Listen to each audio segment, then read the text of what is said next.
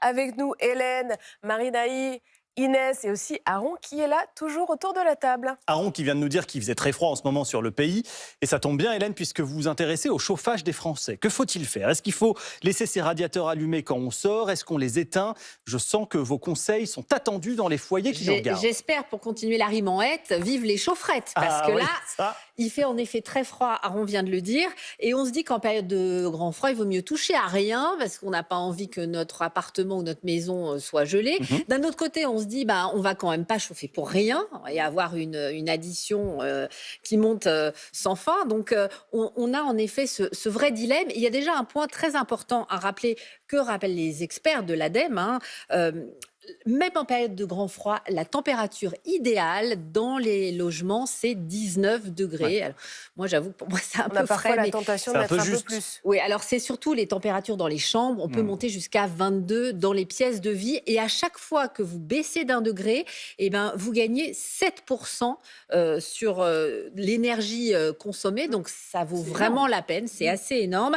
Après, tout dépend vraiment de la qualité de votre isolation. Dans un monde idéal, si on est dans le logement neuf avec une bonne isolation, si par exemple vous vous absentez pour faire des courses 1 heure ou 2, là vous pouvez baisser nettement, voire complètement couper le chauffage, parce qu'avec l'inertie et la bonne isolation, Il n'y aura pas trop de il n'y déperdition. aura pas de déperdition, exactement. En revanche, si vous habitez dans une passoire thermique, dans un logement ancien, alors là, surtout, n'éteignez pas, vous pouvez un peu baisser, mais il ne faut pas aller au-delà.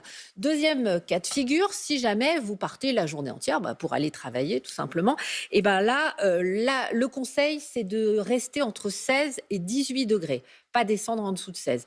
Ensuite, troisième cas de figure, vous partez en vacances ou alors c'est votre résidence secondaire. Donc là, le lieu est voué à rester vide un bon moment. Là, l'ADEME recommande de laisser à 12 degrés. Ah C'est oui, le quand hors-gel, même. quoi. Ouais. Alors, et si jamais vous avez des radiateurs à eau, hors-gel, c'est pas moins de 8 degrés. D'accord. Vous savez, c'est le petit flocon de neige sur votre radiateur. C'est ça. Ça évite le gel et aussi l'humidité, parce que ça peut vraiment abîmer l'intérieur de votre maison ou de votre appartement s'il reste longtemps en dessous de 8 degrés. C'est Et vraiment pas Hélène, on conseillé. entend souvent dire que rallumer le chauffage, ça consomme plus. Est-ce que c'est vrai ou est-ce que c'est faux? Alors, c'est tout à fait vrai. Quand vous baissez et que vous remettez en route, là, vous avez vraiment un pic de consommation et malgré tout, il reste inférieur à ce que ça vous coûterait si vous laissiez allumer non-stop. Donc, c'est toujours le dilemme. Ouais. Après, ça dépend aussi vraiment de votre Oui, type de c'est chauffage. précisément la question que j'allais vous poser. Alors, avec des radiateurs électriques, vous savez que ça monte très vite. Donc, c'est pas vraiment un problème de baisser, franchement, parce que ça va remonter aussi vite. Avec une chaudière à gaz ou un chauffage central, là, c'est plus lent. Coupé complètement en pleine vague de froid comme on a en ce moment, ça veut dire que quand vous allez rentrer, vous risquez de retrouver votre logement à 10 ou 12 degrés. Donc, vive la soirée, Ouais. bonnet, Sous la couette. gants, sous la couette à se geler. Donc, c'est pas vraiment conseillé. Et si on veut optimiser l'utilisation de son chauffage, pour tous les gens qui nous regardent, qu'est-ce qu'on peut faire? Alors, le mieux, évidemment, c'est d'avoir une isolation la meilleure possible. Je ne vous parle même pas des gros travaux de rénovation énergétique qui sont conseillés, mais ce n'est pas toujours à la portée de tout le monde.